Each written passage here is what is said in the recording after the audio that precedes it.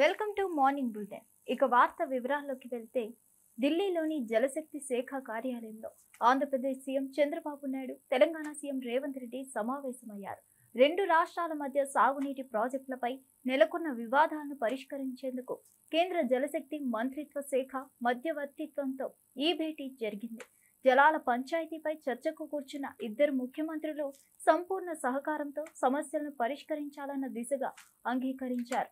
నాగార్జున సాగర్, శ్రీశైలం ప్రాజెక్టుల నీటి వినియోగంపై స్పష్టమైన కార్యాచరణ రూపొందించేందుకు అధికారులు సమగ్ర నివేదిక సమర్పించనున్నారు. రాష్ట్రాల మధ్య సహకారంతో నీటి విభజన జరగాలన్నదే లక్ష్యమని చంద్రబాబు పేర్కొనగా, సామరస్య పద్ధతిలో ముందుకు సాగుదామని రేవంత్ రెడ్డి అభిప్రాయం.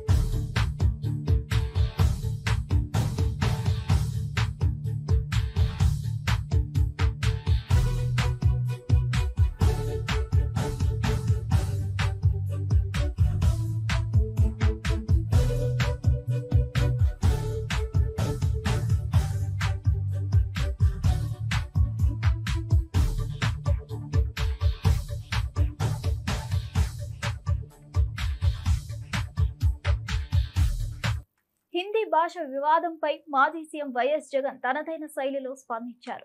హిందీ నేర్చుకోవడం తప్పు కాదని, కానీ ఈ తరం పిల్లలకు ఇంగ్లీష్ నేర్పించడం మరింత ముఖ్యమని స్పష్టం చేశారు. భవిష్యత్తులో ప్రపంచ స్థాయిలో పోటీ పడే యువత కోసం విద్యా వ్యవస్థను ఇంగ్లీష్ మీడియంగా మారిస్తే అది కొత్త మార్పుకు నాంది అవుతుందని అభిప్రాయపడ్డారు. ఇది విద్యార్థుల భవిష్యత్తు కోసం తీసుకున్న దిశానిర్దేశక చర్యలలో ఒకటేనని తెలిపారు. ఇంగ్లీష్ బోధనతో విద్యార్థులకు కొత్త అవకాశాలు, ఆధునిక సామర్థ్యాలు అందుబాటులోకి వస్తాయని పేర్కొన్నారు.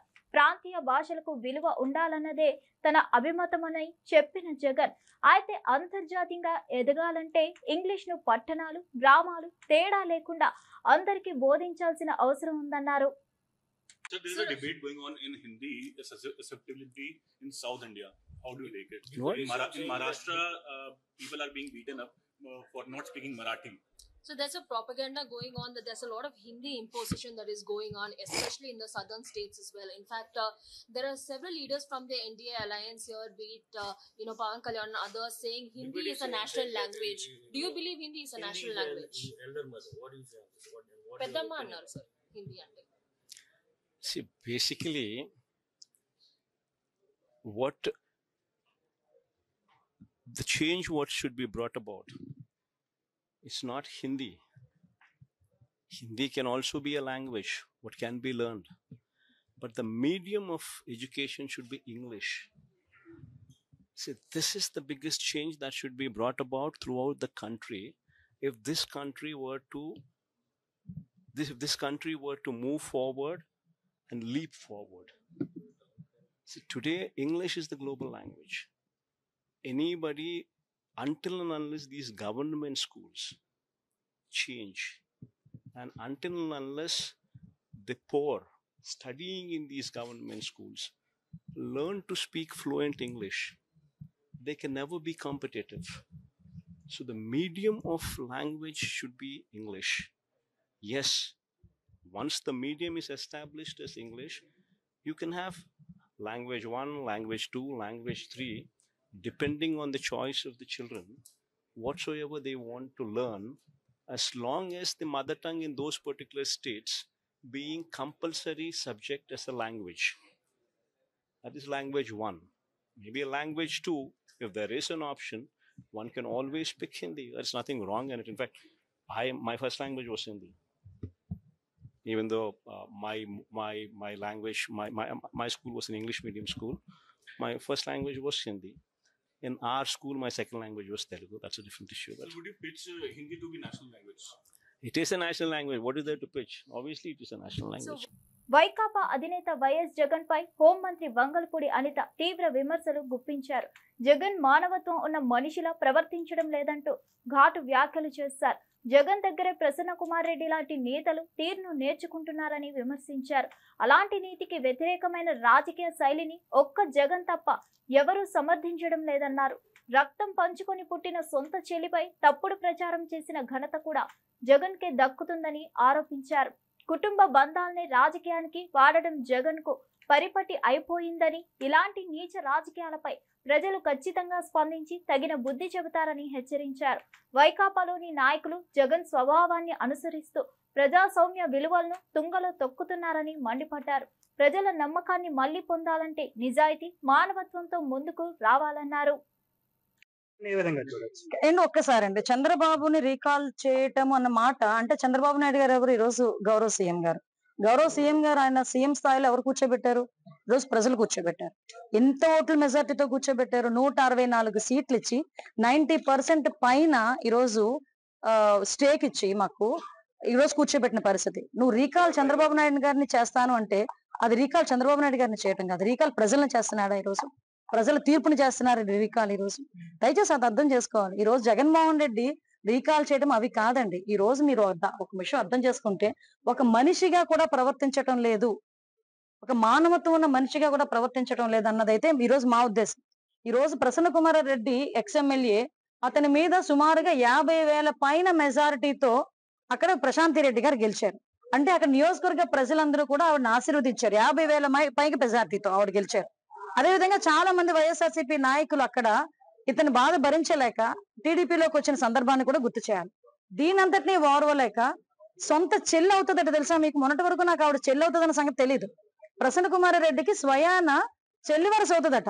అంటే చెల్లి వరుస అయ్యే ఆ మహిళ మీద, దట్టు ఒక ఎమ్మెల్యే మీద నోటికొచ్చినట్టు వరస్ట్గా మాట్లాడి అతని మాటల్ని న్యాయస్థానాలు సైతం తప్పుబట్టే పరిస్థితుల్లో ఉంటుంటే, కనీసం ఈ రోజుకి నువ్వు చేసింది తప్పు అని జగన్మోహన్ రెడ్డి నోట్లోంచి గాని, ప్రసన్న కుమార్ నోట్లోంచి గాని ఒక పశ్చాత్తాపడి ఒక మాట రాలేదంటే ముందు దాని సంగతి చూసుకోమనండి. నేనేమంటానంటే, ముందు ఇంట గెలిచి రచ్చగెలాలి అంటారు. నువ్వు ఇంట్లో నీ తల్లికి చెల్లికి కూడా ఇలాంటి ట్రీట్మెంట్ ఇచ్చి రోడ్డు మీద పడేసావు. తల్లికి ఇచ్చే గౌరవం ఇవ్వలేదు, చెల్లికి ఇచ్చే గౌరవం ఇవ్వలేదు. అంటే ఇప్పుడు ఎక్కడో ప్రసన్న కుమార్ రెడ్డి ఎక్కడో నేర్చుకోలేదండి. ప్రసన్న కుమార్ రెడ్డి ఓవరాల్ గా నేర్చుకున్నదంతా జగన్మోహన్ రెడ్డి దగ్గరే. జగన్మోహన్ రెడ్డి కూడా తన సొంత చెల్లెలు కట్టుకున్న చీర గురించి మాట్లాడతాడు. సొంత చెల్లెలు తాలూకా పుట్టుక గురించి ఎవరైనా మాట్లాడితే ఎక్కిలి నవ్వులు నవ్వుతాడు. కాబట్టి ఈ రోజు అతని తాలూకా ఎమ్మెల్యేలు, ఎక్స్ ఎమ్మెల్యేలు బయటకు వచ్చి మహిళలని కూడా చూడకుండా మహిళల మీద ఇష్టానుసారంగా మాట్లాడే పరిస్థితి ఈ రోజు కనిపిస్తా ఉంది. ఈ రోజు నేనేమంటానంటే, ముందు మహిళల్ని గౌరవించడం నేర్చుకో, తర్వాత రాజకీయం చేయి. నీకు మహిళను గౌరవించడమే చేత కాదు, మహిళను ఎందుకన్నా. కర్నూలు రేంజ్ డీఐజీ కోయ ప్రవీణ్ గండికోటలో హత్యకు గురైన విద్యార్థిని వైష్ణవి ఘటనా స్థలాన్ని పరిశీలించారు. ఈ కేసులో ప్రియుడు లోకేష్ కు ఎలాంటి పాత్ర లేదని ఆయన స్పష్టం చేశారు. బాలికపై ఎటువంటి అత్యాచార చర్యలు చోటు చేసుకోలేదని డీఐజీ వివరించారు. తాజాగా కీలక ఆధారాలు తమకు లభించాయని వెల్లడించిన ఆయన కేసు దర్యాప్తు వేగంగా కొనసాగుతుందని తెలిపారు. ఈ రోజు రాత్రి 9 గంటల లోపు కేసును ఛేదించి పూర్తి వివరాలను జిల్లా డీఎస్పీ, డీఎస్సీ బయటపెడతారని చెప్పారు. తాను సీఎం ప్రోగ్రాం నిమిత్తం నంద్యాల వెళ్తున్నానని తెలిపారు. వైద్య పరీక్షల నివేదికలతో పాటు టెక్నికల్ ఆధారాలు కూడా దర్యాప్తులో కీలకంగా నిలుస్తున్నాయని సమాచారం. ప్రజల్లో వస్తున్న ఊహాగానాలకు ముగింపు పలికేలా దర్యాప్తు జరుపుతున్నాయని డీఐజీ వివరించారు. ప్రైవేట్ లాడ్జ్ లో 2 గంటలు ఇద్దరు గడిపారు. గడిపిన తర్వాత గండికోట గుమ్మం దగ్గరలో, కోట గుమ్మం దగ్గరలో 10:40 విడిచిపెట్టి ఆయన ఆ పీరియడ్ వెళ్ళిపోవడం జరిగింది. తర్వాత 11 గంటల సమీపంలో ఈ రంగనాయక స్వామి మందిరంలో ఆమె బ్యాగ్ వేసుకుని నడుచుకుంటూ ఉంటాం అనేది మనకి తెలిసింది. తర్వాత ఏం జరిగింది అనేది తెలియదు. నిన్న ప్రొద్దుట ఆమె శవం మనకి ఇక్కడ ఈ రంగనాథ స్వామి ఆలయం వెనక భాగంలో ఆమె శవం పడి ఉండటం, ఆమె ఏమంటారు టాప్ పైన వేసుకున్న వస్త్రాలు ఒలిచి వేసి ఉండటం అన్నీ చూసాం. చాలా దిగ్భ్రాంతి కలిగించింది. ఆమె హత్య చేయట్లో ఆమె యొక్క ప్రియుడు పాత్ర అనేది ఏమాత్రం లేదు. అది మనం రూల్ అవుట్ చేసాం. ఎవరు చేశారనే దాని మీద అయితే మనం ఖచ్చితమైన క్లూస్ అయితే మనకి ఈ రోజు ఉదయం లభించడం జరిగింది. ఉదయం కూడా కాదు, మేము ఇక్కడికి వచ్చే సమయంలోనే మాకు లభించాయి. ఆమె పైన ఎటువంటి లైంగిక దాడి అయితే జరగలేదు. ఆమె అయితే శవమై పడి ఉన్నారు, పైన వస్త్రాలు తొలగించున్నాయి. ఏమిటనేది మనం ఒక క్లూ అయితే దొరికింది. నిన్నటి నుంచి అనుమానం ఉండింది. వాళ్ళు మనకు ఈ రోజు పొద్దున్న ఉదయం 11-12 టైం ఎంత, ఈ రోజు అయితే ఉదయం అరౌండ్ సుమారు 12 గంటల సమయంలో కీలకమైన ఆధారాలు మనకు లభించాయి. మేడిగడ్డ బ్యారేజ్ విషయంలో నిజాలు తెలుసుకోవాలంటే దమ్ముంటే చర్చకు రా రేవంత్ రెడ్డి అంటూ బీఆర్ఎస్ నేత కేటీఆర్ ఘాటు వ్యాఖ్యలు చేశారు. చర్చకు పిలిచి పారిపోయిన పిరికి సన్నాసి రేవంత్ రెడ్డి రాజకీయాలను తక్కువ స్థాయికి తీసుకెళ్తున్నాడని ధ్వజమెత్తారు. అంబేద్కర్ గారు రాజ్యాంగం రాసినప్పుడు రేవంత్ లాంటి దొంగలు పదవుల్లోకి వస్తారని ఊహించి ఉంటే రీకాల్ వ్యవస్థను కూడా రాజ్యాంగంలో తీసుకువచ్చేవారని ఎద్దేవా చేశారు. ఇప్పుడంతా ప్రజలకు హామీలు ఇచ్చి వాటిని అమలు చేయాలంటే నన్ను కోసుకు తింటారా అంటూ భాష తడిపెట్టే స్థాయికి దిగజారాడని విమర్శించారు. రాజకీయాల్లో తిట్లు వినడం తమకు ఇష్టం లేదని, కానీ రేవంత్ కు ఆయన భాషలోనే సమాధానం ఇవ్వాల్సి వస్తుందన్నారు. కుక్క కాటుకు చెప్పు దెబ్బ అన్నట్లు రేవంత్ మాటలకు తాము తిట్లతోనే సమాధానం చెప్పాల్సిన పరిస్థితి వచ్చిందని కేటీఆర్ వ్యాఖ్యానించారు. మేడిగడ్డపై తెరిచిన ఈ మాటల యుద్ధం ఇప్పుడు తెలంగాణ రాజకీయాల్లో తీవ్ర ఉత్కంఠను రేపుతుంది. అసలు ఒక మాటలు చెప్పాలంటే ఆ కాంగ్రెస్ అభయహస్తం అనే మేనిఫెస్టో ఏదైతే ఉందో అది ఈ శతాబ్దపు అతిపెద్ద మోసం. అది ఈ శతాబ్దంలోనే అతిపెద్ద మోసం ఏదైనా ఉందంటే కాంగ్రెస్ అభయహస్తం అనే మేనిఫెస్టో. ఒక్క వర్గం కాదు, అందరినీ మోసం చేసింది. ఖార్గే సాబ్ వచ్చి చేవెళ్ళలో అయిపోయింది. 10 లక్షలు వాళ్ళు ఇస్తే 12 లక్షలు మేము ఇస్తాం. దళితులకు 18% వాటా ఇస్తాం ప్రభుత్వ కాంట్రాక్ట్లలో. ఇచ్చిర్రా? పెంచుతామన్నారు, పెన్షన్లు పెంచినరా? ఇంకెన్ని చెప్పిన ఒకటి కాదు, ఇన్నునే ఎంతో ఇంత పెద్ద లిస్ట్ ఉందా? నేను ఫస్ట్ మహేష్ని కోరేది ఏంటంటే ఫస్ట్ మనోళ్ళకి నేర్పిను అలా మేనిఫెస్టోలా SC/ST డిక్లరేషన్లా దళితులకు ఇచ్చిన మాటలు ఏంది? ఉత్త దళిత బందే కాదు. ఎంత లంగలంటే ఏది పడుతుందో చెప్పుకుంటా వేరు, నోటికి ఎంత వస్తంత. శ్రీధర్ బాబు అంటే ఆయన రాసిండు మేనిఫెస్టో, చైర్మన్ ఆయన. దాన్ని నేను అసెంబ్లీలో ఆయన లేచినప్పుడల్లా అడుగుతా, ఏమైనా నువ్వేగా చైర్మన్, నువ్వు ఇలా బాగా నడుపుతున్నావు? ఇస్తామండి అంటాడు. ఇస్తామండి అంటే నువ్వే చెప్పినావు కదా 100 రోజులు ఇస్తా అని. 100 రోజుల్లో ఇస్తా, 6 అయినా ఇటు సూర్యుడు అటు పొడిచినా డైలాగులు కొట్టింది ఏం కాదు. అందుకే అడుగుతున్నాం. 100 రోజుల్లో చేయలేదు కాబట్టి 600 రోజులు అయింది కాబట్టి అడుగుతున్నాం బరాబర్. అంటే వాళ్ళకు ఉక్కురోషం వస్తా. ఇక ముఖ్యమంత్రి ఏమని అడిగి మీరు చూస్తాను ఆయన మాటలు. రాష్ట్రంలోని అన్ని జిల్లాల్లో పామాయిల్ ఫ్యాక్టరీలు ఏర్పాటు చేయాలని లక్ష్యంగా పనిచేస్తున్నామని మంత్రి తుమ్మల నాగేశ్వరరావు తెలిపారు. పెద్దపల్లి జిల్లాలో జరిగిన ఇందిరా మహిళా శక్తి కార్యక్రమంలో పాల్గొన్న మంత్రి రైతులకు తక్కువ ఖర్చుతో ఎక్కువ ఆదాయం వచ్చే పంటల వైపు దృష్టి పెట్టాలని సూచించారు. ముఖ్యంగా పామాయిల్ సాగు ద్వారా గ్రామీణ ఆర్థిక వ్యవస్థను బలోపేతం చేయవచ్చన్నారు. ఈ కార్యక్రమంలో మాట్లాడిన మంత్రి సీతక్క, ఆడబిడ్డలు ఆశీర్వదిస్తేనే ఇల్లైనా ప్రభుత్వమైనా చల్లగా ఉంటుందన్న భావనను పునరుద్ఘాటించారు. రాష్ట్రంలోని ప్రతి మహిళకు ప్రభుత్వం అండగా నిలుస్తుందని చెప్పారు. మహిళలు స్వయంగా వ్యాపారాలు ప్రారంభించి ఆర్థికంగా నిలదొక్కుకోవాలన్నారు. ప్రతి ఒక్క మహిళ స్వయం సహకార సంఘాల్లో సభ్యత్వం తీసుకొని సామూహిక అభివృద్ధికి తోడ్పడాలని సూచించారు. ఖర్చు చేస్తున్నారు, మా ఆడబిడ్డకిస్తే ఆ కుటుంబాన్ని సంరక్షించుకుంటుంది, ఆ బిడ్డలను చదివించుకుంటుంది, ఆనాడే తెలంగాణ ఆనందంగా సంతోషంగా ఉంటుంది అని చెప్పి అన్ని ప్రాజెక్టులు కూడా ఈ రోజు మహిళలకు కట్టగడుతున్నాం. ఇప్పుడు వేసేటటువంటి పంటల కంటే ఎక్కువ ఆదాయం వచ్చేటటువంటి పంటలు మనం ఎంచుకోవాలి. ఈజీగా మనకి ఆదాయం వస్తే ఈ వరో పచ్చో మిర్చి వల్ల రైతులు నష్టపోకుండా కష్టాలు పాలవకుండా ఉంటారు. అన్ని జిల్లాల్లో కూడా ఆయిల్ ఫామ్ ఫ్యాక్టరీలు వస్తాయి, ఆయిల్ ఫామ్ వ్యవసాయం జరుగుద్ది. 20,000 కోట్లు మన సెర్పు ద్వారా గ్రామీణ మహిళలకు లోన్లు ఇస్తే, మరి పట్టణాలలో ఉన్నటువంటి మహిళలకు మెప్మా ద్వారా 6,000 కోట్లు మరి వడ్డీ లేని రుణాలు ఇచ్చి ఈ రోజు ఆ వడ్డీ డబ్బులు కూడా మీకు అందజేసేటువంటి కార్యక్రమమే ఈ యొక్క సంబరాలు. చంద్రబాబుతో చర్చలకు వెళ్తానంటూ మాట్లాడుతున్న సీఎం రేవంత్ రెడ్డిపై టీఆర్ఎస్ నేత మాజీ మంత్రి జగదీష్ రెడ్డి తీవ్రంగా మండిపడ్డారు. దొంగతనానికి వచ్చిన వాటితో చర్చలు ఏంటి అంటూ ఘాటు ప్రశ్నలు విసిరారు. నీకు కాళేశ్వరం ప్రాజెక్టుపై కనీస అవగాహన లేదని, దేవాదుల ప్రాజెక్ట్ ఏ నది మీద ఉందో తెలియని స్థితిలో ఉన్న వాడివి అని ధ్వజమెత్తారు. ఇలాంటి వ్యక్తి చంద్రబాబుతో చర్చలు జరుపుతాననడం నిజంగా హాస్యాస్పదం అన్నారు. నీకు తెలియని నీటి ప్రాజెక్టులపై ఎలా చర్చలు చేస్తావని విమర్శించారు. ప్రజలను మోసం చేయడమే నీకు వచ్చిన విద్య, కానీ నీటిపై చర్చలకు మాత్రం నీకు అర్హత లేదని అన్నారు. జల సంబంధ విషయాల్లో రేవంత్ కు ఎలాంటి పట్టుదల లేదని, మాటలకే పరిమితం అవుతున్నారని ఎద్దేవా చేశారు. రాష్ట్ర ప్రయోజనాలను రక్షించాలంటే తెలిసిన వాళ్ళు, అనుభవం ఉన్నవాళ్ళు చర్చలకు వెళ్లాలని సూచించారు. చర్చలకు పోతా చంద్రబాబుతో మాట్లాడతాడు రేవంత్ రెడ్డి. ఎవడైనా కొట్లాటకు వచ్చినంతో చర్చలు పెడతారు, తప్పులేదు. దొంగతనానికి వచ్చినంతో చర్చలు చేస్తాడు ఎవడన్నా ప్రపంచంలో? నీ ఇంట్లో దొంగతనంతో వచ్చినోనికి, దొంగతనం కొరకు వచ్చినోనికి కూర్చోబెట్టి చర్చ చేస్తావా? ఏమి దొబ్బిపోదామని వచ్చినావు, ఎంత దొబ్బిపోదామని వచ్చినావు, నా ఇంట్లో ఉన్న 10 తులాల బంగారం వేసుకుపోతావా, 5 ఉంచిపోతావా అని చర్చ చేస్తావా? చర్చలేంది చర్చలు?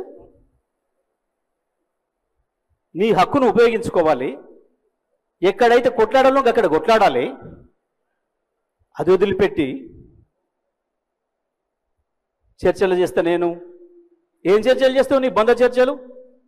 కాళేశ్వరం అంటే ఏందో నీకు తెలియకపోయా, బడి కూడా తెలియకపోయా. బీసీ రిజర్వేషన్ల అంశంలో రాష్ట్ర ప్రభుత్వం కేవియట్ వేయకుండా ఆర్డినెన్స్ తీసుకురావడం ప్రమాదకరమని ఎమ్మెల్సీ కల్వకుంట్ల కవిత హెచ్చరించారు. హైదరాబాద్ బంజారాహిల్స్ లో తన నివాసంలో యూపీఎఫ్ నేతలు 72 బీసీ కులాల ప్రతినిధులతో సమావేశమైన కవిత ఈ విషయంపై న్యాయ నిపుణులతో చర్చించి నిర్ణయం తీసుకుంటామన్నారు. గవర్నర్ ఆర్డినెన్స్ ఇచ్చిన తర్వాత ప్రభుత్వం ముందుగానే కేవియట్ వేయకుంటే ఎవరైనా కోర్టుకు వెళ్లి రిజర్వేషన్ పై స్టే తెచ్చే ప్రమాదం ఉందని ఆమె అన్నారు. అలాంటి అవకాశం ఇవ్వకుండా అన్ని జాగ్రత్తలు తీసుకోవాలని సూచించారు. బీసీ రిజర్వేషన్లను 42% పెంచడం ఎంత ముఖ్యమో రాజకీయ పదవులు దక్కని కులాలకు సబ్ కోటా ద్వారా అవకాశాలు కల్పించడం అంతే కీలకమన్నారు. సర్పంచ్లు, ఎంపీపీలు, జెడ్పీటీసీలు, మున్సిపల్ చైర్మన్లుగా తక్కువ అవకాశాలు దక్కుతున్న వర్గాల కోసం సబ్ కేటగరైజేషన్ తప్పనిసరి అని వివరించారు. రాష్ట్ర ప్రభుత్వానికి ఈ విషయంలో పూర్తి అధికారం ఉందని గుర్తు చేశారు. వైసీపీ నేత అంబటి రాంబాబు కేబుల్ ఆపరేటర్లపై చేసిన వ్యాఖ్యలపై ఆంధ్రప్రదేశ్ ఫైబర్ నెట్ సంఘం తీవ్ర ఆగ్రహం వ్యక్తం చేశారు. అధికారంలో ఉన్న 5 ఏళ్ల కాలంలో కొన్ని టీవీ ఛానళ్లను నిషేధించిన ఘనత వైసీపీ ప్రభుత్వానిదేనని గుర్తు చేశారు. తమ ఛానల్కు ఏర్పడిన సమస్యను పరిష్కరించుకోలేకపోతే కేబుల్ ఆపరేటర్లను బాధ్యులుగా చూపడం అనైతికరమన్నారు. ఆపరేటర్లపై ఆరోపణలు చేయడం ద్వారా రాజకీయ ప్రయోజనాలు పొందాలని చూస్తున్నారని ఆగ్రహం వ్యక్తం చేశారు. ప్రత్యక్షంగా మద్దతు లేని ప్రజాధనం మార్గంగా వాడుకునే ప్రయత్నాన్ని వారు ఖండించారు. తమ సేవలను వ్యాపార పరంగా నిబంధనల ప్రకారం నిర్వహిస్తున్నామన్నారు. రాజకీయ పగల నేపథ్యంలో ఆపరేటర్లను లక్ష్యంగా చేసుకోవడం సరైనది కాదని హెచ్చరించారు. శ్రీ అంబటి రాంబాబు గారు ఒక వీడియో వివిధ గ్రూపులు హల్చల్ చేస్తుంటే మా కేబుల్ ఇండస్ట్రీకి సంబంధించి వారి యొక్క వీడియోలో పేర్కొన్న విషయాలన్నింటినీ కూడా ఖండిస్తూ ఈ ప్రెస్ మీట్ ఏర్పాటు చేయడం జరిగింది. వారి పార్టీ యొక్క ఒక ఛానల్ యొక్క సమస్య మీద కేబుల్ ఆపరేటర్లని అడగండి, లేదా వాళ్ళకి కట్టే నెలసరి రుసుము నిలుపుదల చేయండి, మీకు వీలైన మార్గాల్లోకి వెళ్ళి ఆ ఛానల్ పొందడానికి కేబుల్ ఆపరేటర్ వ్యవస్థ అవకాశాలను కానీ లేదా కేబుల్ ఆపరేటర్లని నిర్మూలించేలాగా చేయండి అని చెప్పి వారి పిలుపు ఉన్నట్టుగా మేము భావిస్తూ ఉన్నాం. గండికోటలో ఇంటర్ విద్యార్థినిగా ఉన్న తమ కుమార్తె మృతిపై అనుమానాలు వ్యక్తం చేస్తూ ఆమె తల్లిదండ్రులు కన్నీరు మున్నీరవుతున్నారు. మా పాప ఎలా చనిపోయింది, ఒంటిపై డ్రెస్ ఎందుకు లేదు, అత్యాచారం జరగలేదంటున్నారు. కానీ శరీరంపై గాయాలేంటి అంటూ తల్లిదండ్రులు మౌన విగ్రహం చేస్తారు. ఒక అన్న అయిన చెల్లిని ఇంత దారుణంగా చంపుతారని ప్రశ్నించారు. వారి మాటలో ఆవేదన, దేవుడు ఉన్నాడు, నిజాలు ఎప్పటికైనా వెలుగులోకి వస్తాయని నమ్ముతున్నారు. మేమే మా పిల్లల్ని చంపేసామంటూ వస్తున్న ఆరోపణలు మమ్మల్ని మానసికంగా భగ్గుమంటున్నాయని కేసును సరిగ్గా దర్యాప్తు చేయాలని, అవసరమైతే ముఖ్యమంత్రి చంద్రబాబు నాయుడు వరకు వెళ్లి న్యాయం కోరతామని తల్లిదండ్రులు చేశారు. మరి ఆ పాప ఎలా చనిపోయిందన్నా మాకు తెలియాలి కదా. అదే ఒంటి మీద గాయాలు ఎందుకు వచ్చాయి? రేపు జరగలేదు, మేము కూడా ఒప్పుకుంటాము. మరి గాయాలు ఎట్టు వచ్చాయి పిల్ల మీద? ఆ గాయాల కల కారణాలు చెప్పండి. మరి డ్రెస్ లేకుండా లగ్నంగా ఎట్లా పడింది? మీకు తోడుగుట్టిన వాళ్ళు లేరా? మీకు తోడుగుట్టిన వాళ్ళు తల్లిదండ్రులు అమ్మగారు లేరా? మీరు కోపం చేసుకోరా చెల్లెళ్ళ మీద? ఏదన్నా చిన్న మిస్టేక్ మీ చెల్లెళ్ళు చేస్తే ఇంత దారుణంగా బట్టలు తీసి మరీ చంపుతారా? చెప్పండి. మేము అలాగే చేసుకుంటాము, మా ఇళ్ళలో ఇట్లా పద్ధతి ఉంది కాబట్టి మీరు కూడా అట్నే చేసినామని మాట్లాడతారా? మాట్లాడండి. కానీ దేవుడు అనేవాడు ఒకడు ఉంటాడు, నిజాలు తెలుస్తాయి. నా కూతురు ఎంత దుర్మార్గం, ఎంత దయనీయ పరిస్థితుల్లో చూసుకున్నామో మాకు తెలుసు. అలాంటి పరిస్థితే మేమే మాటలు పడుతున్నాం, మేమే మా పిల్లని చంపుకున్నాం అంటారు. మా పిల్లను మేము ఎక్కడో గండికోటకు తీసుకుపోయి 10 మంది నగ్నంగా అంత చెప్పుకోవాల్సిన అవసరం లేదు, ఇంట్లోనే చేసుకునే వాళ్ళం. మేము మా పాపను పోగొట్టుకొని మేము తిరిగి మేము ఒక సిఐ ఒక ఎస్ఐని ఎంతముడి పెట్టుకొని తెల్లవార్డులు ఉండి గండికోటలో మొత్తం అన్ని చూసి వాళ్ళ వెనకమండి సీసీ ఫుటేజ్లు మొత్తం A to Z అన్ని చూసుకొని తెలుగు రాష్ట్రాల నీటి అంశాలపై ఏపీ తెలంగాణ ముఖ్యమంత్రులు స్నేహపూర్వక వాతావరణంలో చర్చలు జరిపారు. రిజర్వాయర్ల నుంచి కాలువల్లోకి నీరు విడుదల చేసే చోట్ల టెలిమెట్రీల ఏర్పాటుకు అంగీకారం కుదిరింది. శ్రీశైలం ప్రాజెక్టు మరామతులు, రక్షణ చర్యలపై చర్చించి ప్రాజెక్టును కాపాడుకోవాలని నిర్ణయించారు. కృష్ణా బోర్డు అమరావతిలో, గోదావరి బోర్డు హైదరాబాద్ లో ఉండేలా నిర్ణయం తీసుకున్నారు.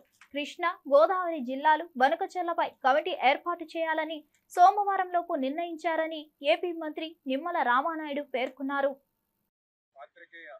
మిత్రులందరికీ కూడా ముందుగా నమస్కారాలు తెలియజేసుకుంటూ, ఈరోజు గౌరవ కేంద్ర జలశక్తి మంత్రివర్యులు సిఆర్ పాటిల్ గారి యొక్క సారథ్యంలో గౌరవ ఆంధ్రప్రదేశ్ రాష్ట్ర ముఖ్యమంత్రి వర్యులు చంద్రబాబు నాయుడు గారు, గౌరవ తెలంగాణ రాష్ట్ర ముఖ్యమంత్రి వర్యులు రేవంత్ రెడ్డి గారు, అదేవిధంగా ఆంధ్రప్రదేశ్ తెలంగాణ సంబంధించినటువంటి ఇరిగేషన్ శాఖ మంత్రులు గౌరవనీయులు ఉత్తమ్ రెడ్డి గారు, అదేవిధంగా మరి ఇరు రాష్ట్రాలకు సంబంధించినటువంటి ఆఫీసర్స్, అదేవిధంగా మరి యొక్క సిడబ్ల్యూసి సంబంధించినటువంటి అధికారులందరి సమక్షంలో కూడా మరి ఈరోజు ఆంధ్రప్రదేశ్ అదేవిధంగా తెలంగాణ ఇరు రాష్ట్రాలకు సంబంధించినటువంటి గోదావరి కృష్ణాకి సంబంధించినటువంటి ఏదైతే వాతావరణం ఒక మంచి స్నేహపూర్వకమైనటువంటి వాతావరణంలో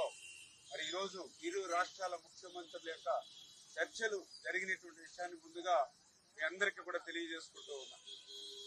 ఒక మంచి వాతావరణంలో ఇరు రాష్ట్రాలు కూడా ఇచ్చిపుచ్చుకునేటువంటి వాతావరణంలో, అందులో కూడా ముఖ్యంగా మరి 3 అంశాల మీద ఈరోజు మీటింగ్ లో కూడా నిర్ణయాలు తీసుకోవడం జరిగింది. అందులో ఒకటి ఏదైతే ఇరు రాష్ట్రాల్లో ఉన్నటువంటి రిజర్వాయర్. తెలంగాణ భవన్లో టీబీజీకేఎస్ నాయకులతో కేటీఆర్ సమావేశం జరిగింది. ఆయన సింగరేణి ప్రాంతంలో పార్టీ బలోపేతంపై ప్రధానంగా చర్చించారు. ఈ సందర్భంగా టీబీజీకేఎస్ నేతలతో వ్యూహాలను పునరాలోచించారు. సింగరేణి ప్రాంతంలో పార్టీ ప్రాబల్యం పెంచడానికి ప్రత్యేక చర్యలు తీసుకోవాలని నిర్ణయించారు. ఈ సమావేశంలో నాయకులు తమ అభిప్రాయాలను వెల్లడించి పార్టీకి మరింత మద్దతు పొందే మార్గాలను సూచించారు. కేటీఆర్ సింగరేణి ప్రాంతంలో పార్టీ బలోపేతానికి నీతులు, వ్యూహాలను అమలు చేయాలని స్పష్టంగా తెలియజేశారు.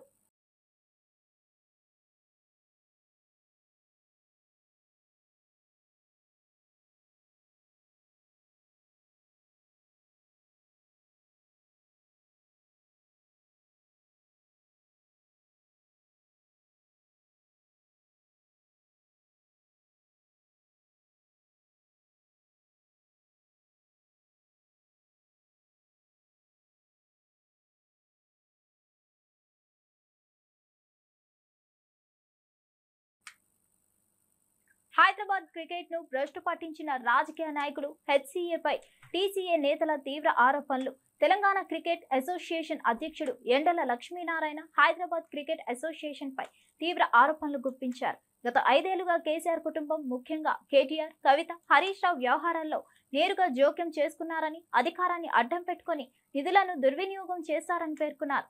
హెచ్సీఏ అధ్యక్షుడు జగన్మోహన్ ఎన్నికకు కూడా పాలక కుటుంబమే కారణమని, ఆయన గెలిచిన వెంటనే ఈ విజయాన్ని కేసీఆర్ కుటుంబానికి అంకితం చేయడమే ఇందుకు నిదర్శనమన్నారు.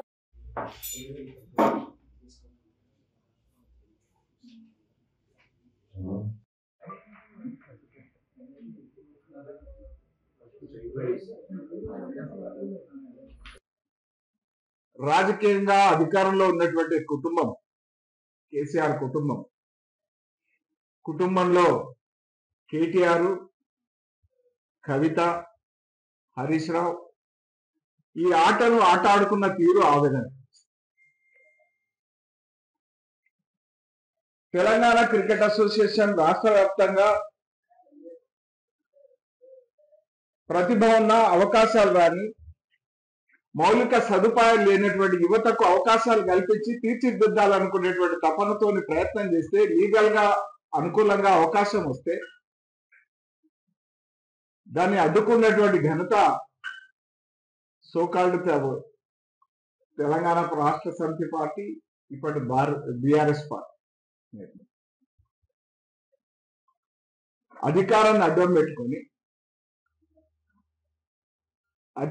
అడ్డం పెట్టుకొని దాదాపు హైదరాబాద్ క్రికెట్ అసోసియేషన్ కు 500 నుంచి 600 కోట్లు ఒక 10 సంవత్సరాల్లో వస్తే వాటిని ఎట్లా మెక్కేయాలనేటువంటి దాని మీద అవినీతి ఊబిలో కూరుకుపోయినటువంటి హైదరాబాద్ క్రికెట్ అసోసియేషన్ కు ఎలుక పంచాయతీ పిల్లి తీర్చినట్టుగా ఈ కేటీఆర్, కవిత దీంట్లో తలకాయ పెట్టి మరి పరోక్షంగా దీన్ని భ్రష్టు పట్టించినటువంటి దాంట్లో ఇవాళ జగన్మోహన్ రావు అనేటువంటి వ్యక్తి ఏ రకంగా ఒక హైదరాబాద్ క్రికెట్ క్లబ్ లో సభ్యుడైన తర్వాత దానికి ప్రతినిధి అయిందో, ఆ ప్రతినిధి ఏ రకంగా హైదరాబాద్ క్రికెట్ అసోసియేషన్ కి అధ్యక్షుడు. బీసీసీఐ కాన్స్టిట్యూషన్ లో ఒక రూల్ ఉంది. రూల్ 3D ఏంటంటే 2 సంవత్సరాలు ఫైనాన్షియల్ కంప్లైన్స్ లేకపోతే 3వ సంవత్సరము బీసీసీఐ మెంబర్షిప్ గుర్తింపు రద్దవుతుంది. దాని ప్లేస్లో ఎగ్జిస్టింగ్ కాంపిటీటర్ అసోసియేషన్ కానీ నాన్ రికగ్నైజ్డ్ అసోసియేషన్ కానీ ఉంటే వాళ్ళని గుర్తించాలని రూలే ఉంది. దాని ప్రకారం మేము క్వాలిఫై అయితే వాటి పక్కన ఉంటుంది. రెండోది, హైదరాబాద్ ఫెడరేషన్ రద్దు చేయడానికి నేను ప్రధానమైన కారణం చెప్తాను. మొన్న జరిగిన ఎపెక్స్ బాడీ ఎలక్షనే తప్పు, ప్రెసిడెంట్ ఎలక్షనే తప్పు, ఫ్రాడ్, మొత్తం బాడీ ఎలక్షనే తప్పు అయినప్పుడు మిగతా ఎలక్షన్ ఎట్లా చెల్లుతుంది? ప్రెసిడెంట్ ఎలక్షనే చెల్లదు. ఎలక్షన్ రోడ్డు ఎందుకు చెల్లదు అంటే ఆ ప్రెసిడెంట్ ఆధ్వర్యంలో తీసుకున్న నిర్ణయాలన్నీ తప్పులేనాయి. 20 అక్టోబర్ 2023 నాడు జరిగిన ఎలక్షన్లో ప్రెసిడెంట్ ఎలక్షనే తప్పు అయినప్పుడు అప్పటి నుంచి ఇప్పటిదాకా తీసుకున్న నిర్ణయాలన్నీ తప్పు. అందుకే అప్పటి నుంచి ఇప్పటివరకు సంవత్సరాల కాలంలో మొత్తం ఫైనాన్షియల్ ఫ్రాడ్స్ జరిగినాయి, తప్పుడు నిర్ణయాలు జరిగినాయి. ఇప్పుడు మనం చూస్తున్నాం, ఇందాక మీకు చెప్పిన నేను 9 మంది అపెక్స్ కౌన్సిల్లో 7 డిస్క్వాలిఫైడే. ఎట్లా రన్ చేస్తారు వాళ్ళు? పోనీ మిగతా 200 మంది ఎందుకు అడగట్లేదు? అడగాలి కదా. లేదంటే డబ్బులు వస్తున్నాయి, బీసీసీ నుంచి 100 కోట్లు వస్తే పంచుకోవాలి, 100 కోట్లు వస్తే పంచుకోవాలి, 100 కోట్లు వస్తే పంచుకోవాలి. 500 కోట్లకు లెక్క తీయాలి. ఇప్పుడు సిఐడి, ఈడీ కరెక్ట్గా తీగలాడడం మొదలు పెడితే ఎక్కడెక్కడ ఎన్నో గుట్టలు పూర్తి. ఖచ్చితంగా హెచ్సిఏ రద్దవుతుంది. రెండోది మీ అన్న ప్రశ్నకి ఏంటంటే కొలాబరేటివ్ గవర్నమెంట్ 2021లో బీసీసీ ఆర్డర్ ఇచ్చిన తర్వాత కూడా ఖచ్చితంగా ఇక్కడ వీళ్ళు తప్పించుకున్నా కానీ, హెచ్సిఏ వాళ్ళు మాకు తెలియదు మహాప్రభు అని తప్పించుకున్నా కానీ, ఢిల్లీలో కానీ బీసీసీలో కానీ కోట్లలో కానీ అన్ని రకాలుగా వాళ్ళు ఇన్ఫ్లుయెన్స్ చేసి వాళ్ళ పవర్ ఉపయోగించి అడ్డం పడ్డది మాత్రం ఇంతకుముందు పవర్లో ఉన్న, ఇంతకుముందు బాయ్సా చెప్పినట్టు ఆ పవర్లో ఉన్న కుటుంబమే. వీళ్ళు ఖచ్చితంగా కూడా ఈ విషయంలో ఇన్వెస్టిగేషన్ చేస్తే ఒక రోజు ఖచ్చితంగా ఈ విషయాలన్నీ బయటకు వస్తాయి. ఎన్నో రకాల మెథడ్స్ ఉంటాయి. కాల్ రికార్డింగ్ చూసుకోండి, మీరు వాళ్ళకున్న మీటింగ్ చూసుకోండి, ఎక్కడో ఎన్నో రకాలుగా చేయొచ్చు. ఇన్వెస్టిగేషన్ ప్రాపర్గా చేస్తే ఖచ్చితంగా వాళ్ళు బయటకు వస్తారనుకున్నాం. అయితే ఇన్ని రోజులు ఆపగలిగారు కానీ ఇక్కడ నుంచి ఆపలేరు. ఎందుకంటే అన్ని రకాలుగా కూడా ఈసీఐ క్వాలిఫైడ్ ఉన్నది. ఒకటే హియరింగ్ బాంబే హైకోర్టులో మాకు ఫేవర్ వస్తుంది, ఒకటే హియరింగ్ హైదరాబాద్ హైకోర్టులో మా ఫేవర్ వస్తుంది. సుప్రీంకోర్టులో కూడా పిటిషన్ వేసినాము. వీళ్ళేదో దొంగాట ఆడుతున్నారు, 9 మంది అడ్వకేట్లు పెట్టుకొని ఒక్క నోటీస్ తోటి అవతల అడ్వకేట్లకు డబ్బులు ఇచ్చి వీళ్ళు కుమ్మకాయ ఆడారు. దాన్ని కూడా ఒక నోటీస్తో ఆపేసినాం. ఎక్కడ ఒక ఫుల్ ఫ్లెజ్ హియరింగ్ వచ్చినా కానీ టీసీఏ ఫేవర్గా ఆర్డర్ వస్తుంది. బీసీఏ దాన్ని ఖచ్చితంగా ఇంప్లిమెంట్ చేస్తుందని నమ్ముతుంది. ఇవంటి ఈనాటి విశేషాలు. మరో బులెటిన్తో మళ్ళీ కలుద్దాం.